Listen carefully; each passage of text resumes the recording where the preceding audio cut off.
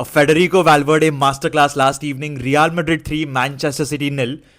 This guy is on a different planet. He was absolutely off the charts yesterday. And before we even get to the goals, this guy, honestly, I feel is single-handedly responsible for Trent's face not being all over the internet right now, because Trent had no answer for Jeremy Doku.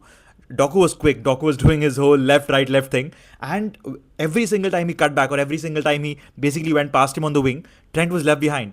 And the only reason why Doku was not able to produce anything of significance in terms of a goal, assist, any measurable contribution is because Valverde was there every single time. But just the fact that his defensive contribution in that first half alone was enough for any decent player to call it a good day in office.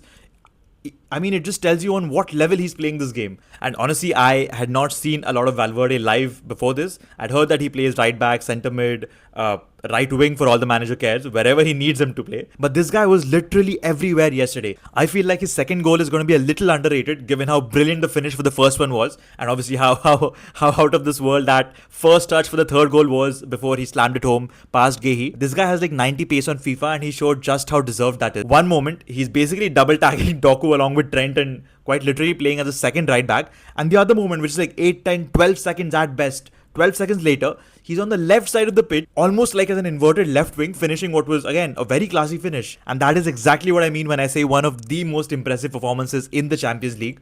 3 goals, an impressive defensive performance to go with it. I feel like Haaland and Savinho had a total of 5-10 touches at best in the entirety of the game that they played before being subbed off. Pep Guardiola decides to start Savinho over Cherki, and that was clearly a flop. And the only 2 avenues of attack that City unfortunately had was either through Doku on the left or Semenyo on the right, who, by the way, had a couple of shots on target through his trickery, which again did not yield much. But the fact that Guardiola decides to bench Cherki, who is probably the most creatively influential player for City at the moment, was quite shocking. And I mean, honestly, it showed in their performance in the first half. This was quite clearly Federico Valverde's night. This was Real Madrid's night. 3-0, and honestly, if I didn't know any better, I'd say that the tie is over. But City on the day obviously have been known to do incredible things, especially against Real Madrid. So let's see how the first half goes in Manchester, and then we'll